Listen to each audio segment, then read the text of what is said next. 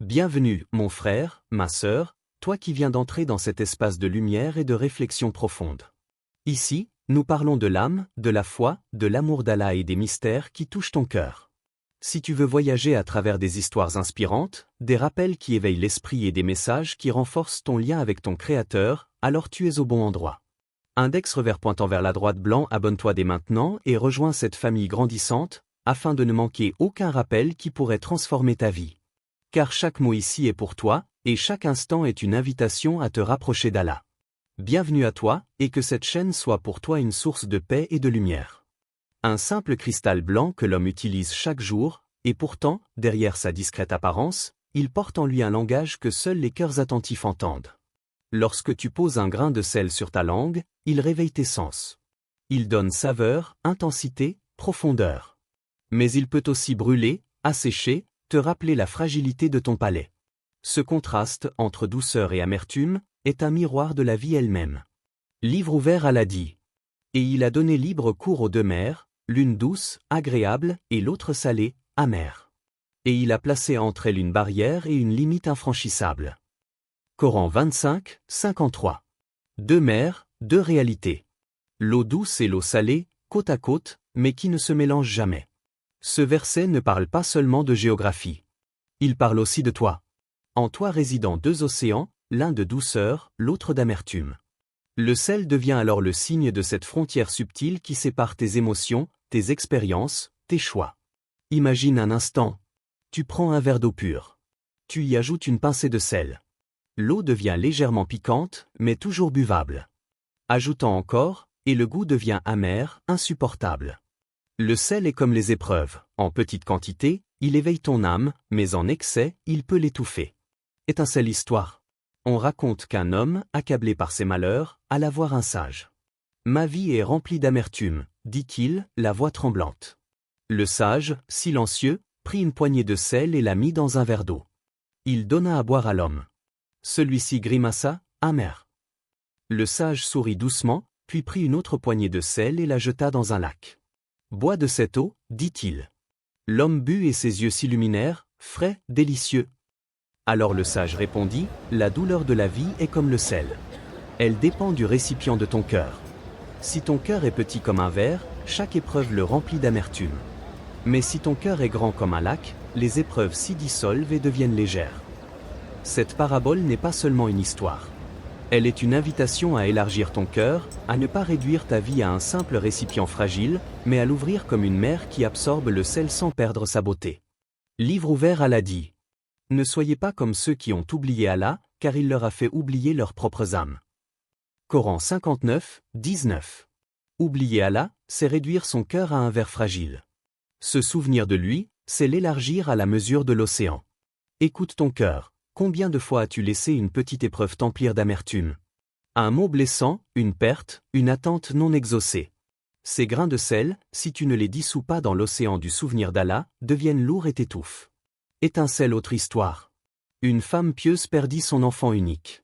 Les larmes coulaient sur ses joues, et chaque mot des autres semblait un grain de sel sur une plaie ouverte. Alors elle se retira, fit ses ablutions, et se prosterna. Dans sa douleur, elle récita.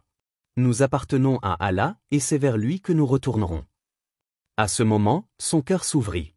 Elle dit plus tard, ma douleur était un sel amer, mais Allah l'a dissous dans la mer de sa miséricorde. Livre ouvert Allah dit.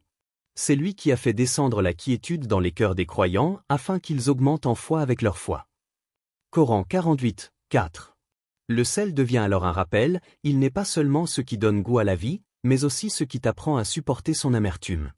Ornement symbole point d'interrogation noire, question au spectateur. Quand tu goûtes à l'amertume des épreuves, élargis-tu ton cœur pour en faire un océan, ou restes-tu prisonnier d'un simple verre? Pense à ce que tu ressens lorsque tu manges un plat sans sel. Il est fade, sans vie. Ainsi est une existence sans épreuve. Et pense à un plat trop salé, il est immangeable. Ainsi est une vie remplie d'excès, où chaque difficulté écrase l'âme. L'équilibre est dans la mesure, dans le rappel, dans la conscience qu'Allah est celui qui a donné goût à l'existence. Livre ouvert Allah dit. Ô vous qui croyez! Cherchez secours dans la patience et dans la prière, car Allah est avec les patients. Coran 2, 153. Le sel te rappelle que la patience est une saveur. Elle n'est pas toujours douce, mais elle donne du sens à tout ce que tu traverses. Ornement symbole point d'interrogation noir, question finale au spectateur, ouverte, méditative. Si ton cœur devait être comparé aujourd'hui à un récipient, lequel serait-il? Un petit verre où chaque épreuve brûle, ou une mer vaste où le sel se dissout et laisse place à la sérénité? Le sel conserve. Depuis des millénaires, les peuples du monde ont découvert que ce cristal blanc empêche la corruption, protège la nourriture du temps, et garde la vie dans ce qui aurait dû se décomposer. Le sel arrête la pourriture. Il garde intact ce qui, sans lui, serait voué à disparaître. Et dans ce secret, Allah nous donne un signe pour nos cœurs. Livre ouvert, Allah dit. Quiconque vient à moi avec un cœur sain, celui-là sera sauvé. Coran 26, 89. Le cœur pur, c'est celui qui a été préservé. Non pas parce qu'il n'a jamais souffert, mais parce qu'il a su se protéger de la corruption du monde, comme une denrée conservée par le sel. Le sel devient alors une métaphore invisible, celle du dhikr, du rappel constant d'Allah, qui empêche l'âme de se corrompre malgré le temps, malgré les blessures, malgré les épreuves. Lorsque tu vois un fruit laissé à l'air libre, il finit par se gâter, noircir, pourrir. Mais plongé dans le sel, il garde sa fraîcheur plus longtemps. N'est-ce pas là ce qui arrive aussi au cœur de l'homme? Sans le rappel d'Allah, sans la prière, sans le Coran, il s'assombrit, il se couvre de taches, il se perd. Mais chaque mot d'Allah, chaque prosternation, chaque larme versée dans la nuit est un grain de sel qui le protège de la corruption. Livre ouvert, Allah dit. Le jour où ni les biens ni les enfants ne seront d'aucune utilité, sauf pour celui qui vient à Allah avec un cœur pur. Coran 26, 88-89. Ce verset est comme un miroir. Le seul trésor que tu emporteras avec toi, ce n'est pas ton argent, ni tes relations, ni tes œuvres visibles. C'est l'état de ton cœur. Étincelle histoire. On raconte qu'un vieil homme pieux, sentant sa mort approcher, appela son fils auprès de lui. Sa voix était faible, mais ses mots étaient lourds de sens. Mon fils, préserve ta foi comme on préserve le blé avec le sel. Sans sel, le blé attire les insectes, il se gâte et devient inutilisable. Avec le sel, il garde sa force, même après de longues années. Chaque prière, chaque rappel du nom d'Allah, chaque bonne action que tu fais en secret, tout cela est comme un grain de sel autour de ton âme. C'est cela qui l'empêche de pourrir dans l'oubli. Le fils resta silencieux, mais ses paroles résonnèrent en lui comme une vérité immuable. La foi est fragile, et seul l'entretien constant la préserve. Livre ouvert, Allah dit. Ô vous qui croyez! Préservez vos âmes et celles de vos familles d'un feu dont le combustible sera les hommes et les pierres. Coran 66, 6. Préserver son âme, c'est comme préserver une nourriture précieuse. Le monde extérieur cherche à la corrompre par l'orgueil, l'envie, les désirs, l'oubli. Mais le rappel d'Allah est ce qui entoure ton âme, comme une barrière invisible. Imagine un instant un morceau de viande laissé à découvert sous le soleil brûlant. En peu de temps, il attire les mouches, il se couvre d'impuretés, il devient immangeable.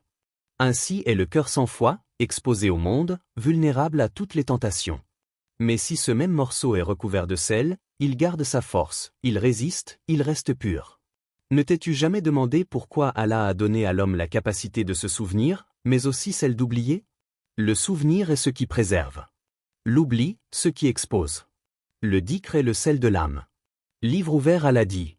Et invoque souvent ton Seigneur et célèbre sa gloire matin et soir. Coran 3h41. Un cœur sans dhikr est comme une nourriture sans sel, il devient la proie de tout ce qui l'entoure. Étincelle, autre histoire. Un maître spirituel enseignait à ses disciples. L'homme est comme une jarre d'eau claire. Mais si tu la laisses ouverte, la poussière s'y déposera, les insectes y tomberont, et l'eau deviendra imbuvable. Couvre-la de sel spirituel, le souvenir d'Allah, et elle restera pure même après de longues années. Ses disciples comprirent alors que le plus grand danger n'est pas seulement l'extérieur, mais l'oubli intérieur. Ornement symbole point d'interrogation noir, question au spectateur. Que as-tu fait aujourd'hui pour mettre du sel sur ton âme? As-tu prié avec sincérité? As-tu rappelé Allah en secret? As-tu nettoyé ton cœur de l'orgueil et de l'envie? Ou bien as-tu laissé ton âme exposée au monde, fragile, vulnérable, prête à se corrompre? Livre ouvert, Allah dit. Ô homme! Une exhortation vous est venue de votre Seigneur, une guérison pour ce qui est dans les poitrines, un guide et une miséricorde pour les croyants. Coran 10h57. Le Coran est ce sel, cette guérison, ce protecteur.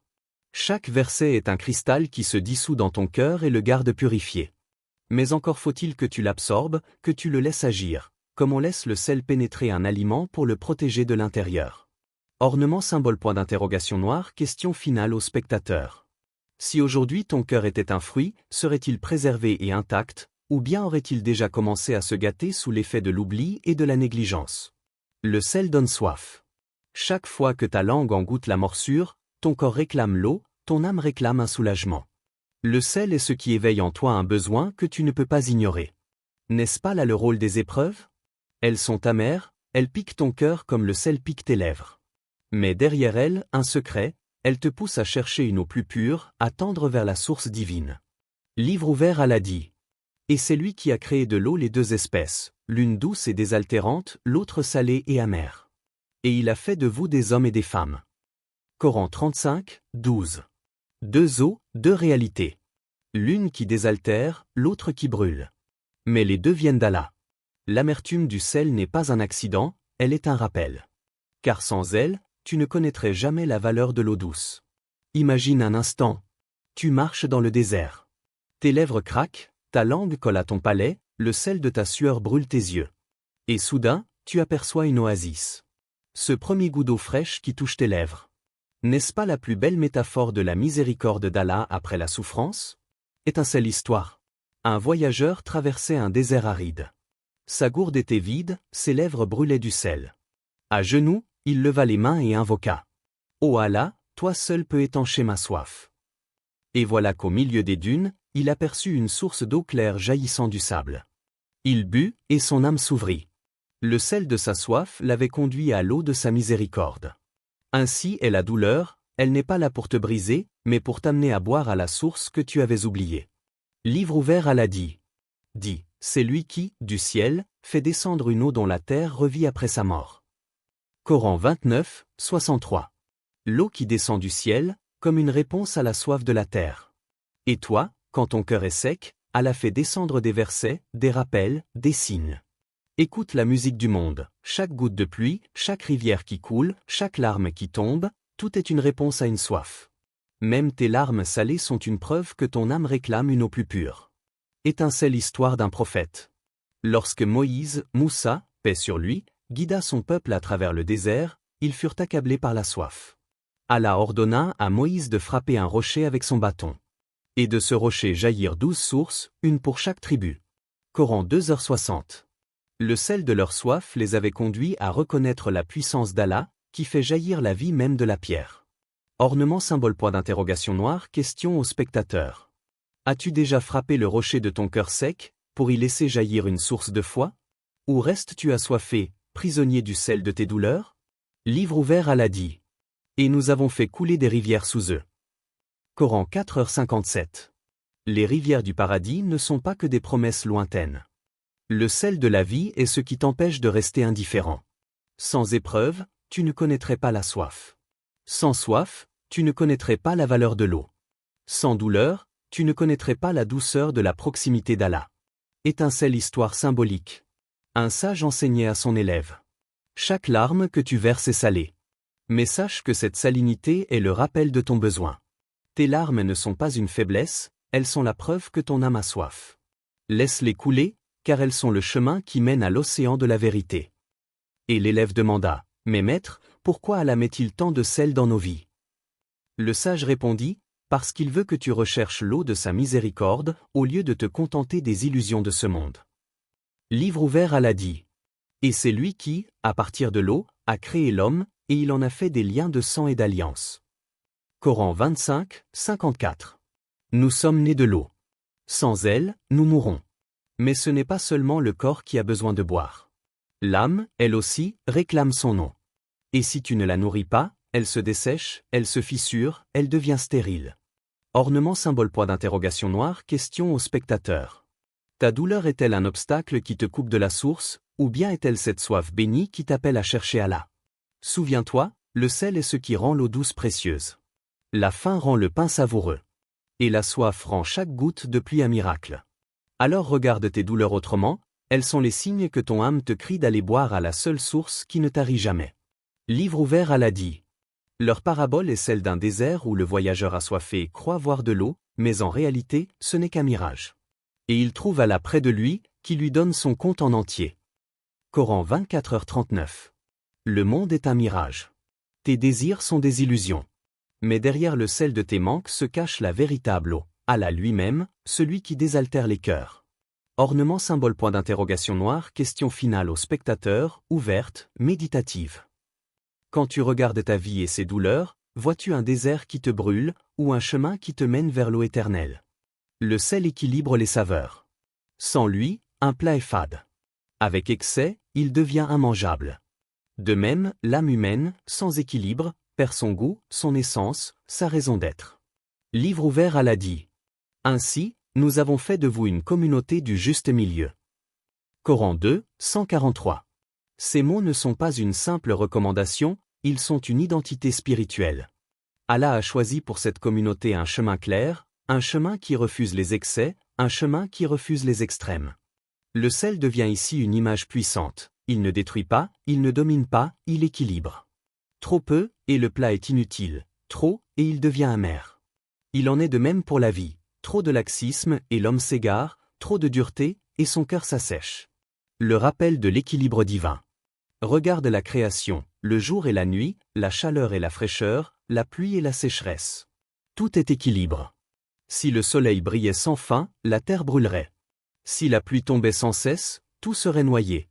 Allah a créé le monde dans une mesure précise, afin que l'homme comprenne que sa propre vie doit suivre ce modèle. Livre ouvert Allah dit. Et nous avons fait descendre du ciel une eau avec mesure, et nous l'avons maintenue sur la terre. Coran 23h18. Le sel, dans son usage quotidien, est un miroir de cette balance divine. Histoire. On raconte qu'un calife fut un jour servi d'un plat sans sel. Il fronça les sourcils et dit à son cuisinier. Ton plat manque d'équilibre. Alors, avec courage, le cuisinier répondit. Seigneur, de même, un peuple sans justice est comme un repas sans sel. Ces mots pénétrèrent comme une flèche dans le cœur du calife. Il posa sa main sur son front et pleura. Il avait compris qu'il ne suffisait pas de gouverner avec puissance, ni de montrer de la clémence en excès, il fallait gouverner avec justice, comme on assaisonne un plat avec justesse. Car une société sans justice devient fade, inutile, dépourvue de sens. Et une société avec trop de rigueur écrase, détruit, au lieu de nourrir. Le juste milieu dans la foi. Les compagnons du prophète ont souvent demandé. Ô messager d'Allah, quel est le chemin le plus aimé d'Allah? Et le prophète répondit. Le juste milieu, le chemin équilibré. Il ne voulait pas que l'on prie au point d'épuiser le corps, ni que l'on néglige la prière au point d'oublier l'âme. Il disait. Certes, votre Seigneur a des droits sur vous, votre famille a des droits sur vous, et votre corps a des droits sur vous. C'est cela, être une communauté du juste milieu, comme le sel qui équilibre la saveur du monde. Le sel comme avertissement spirituel. Réfléchis, pourquoi Allah a-t-il créé des mers d'eau douce et d'eau salée, et pourquoi a-t-il établi une limite invisible entre elles? Livre ouvert Allah dit. Il a donné libre cours aux deux mers pour se rencontrer. Entre elles, il y a une barrière qu'elles ne franchissent pas. Coran 55, 19-20. Ce verset est une leçon d'équilibre, le monde a besoin d'une limite. Si la mer salée envahissait la mer douce, la vie s'éteindrait. Si la mer douce dissolvait la mer salée, l'équilibre disparaîtrait. De même, si ton cœur laisse entrer trop d'amertume, tu t'étoufferas. Si tu refuses toute rigueur, tu t'éparpilles. Le sel, encore une fois, est le rappel que la vie n'est pas faite pour l'extrême, mais pour la mesure. Question au spectateur. Et toi? Ta vie est-elle comme un plat équilibré, où chaque chose a sa juste place? Ou bien es-tu tombé dans les excès, l'excès de colère, l'excès d'orgueil, l'excès de désir, qui détruisent l'âme comme un excès de sel détruit la nourriture? Es-tu dans le manque, comme un plat sans goût, une vie sans saveur, une foi sans profondeur? Allah t'appelle à être au milieu, dans l'équilibre. As-tu entendu son appel? Le sel n'est pas seulement dans notre bouche, ni dans nos repas. Il habite les océans entiers. Des étendues infinies, mouvantes, mystérieuses, où chaque goutte contient ce cristal invisible, qui donne à la mer sa force et son goût. Livre ouvert Allah dit. C'est lui qui a soumis la mer afin que vous en mangiez une chair fraîche et que vous en tiriez des parures que vous portez. Coran 16h14. L'océan salé est un rappel. Un rappel de l'infini. Un rappel que l'homme est petit, perdu face à l'immensité, mais invité à contempler, à réfléchir, à se souvenir de celui qui a créé cette immensité.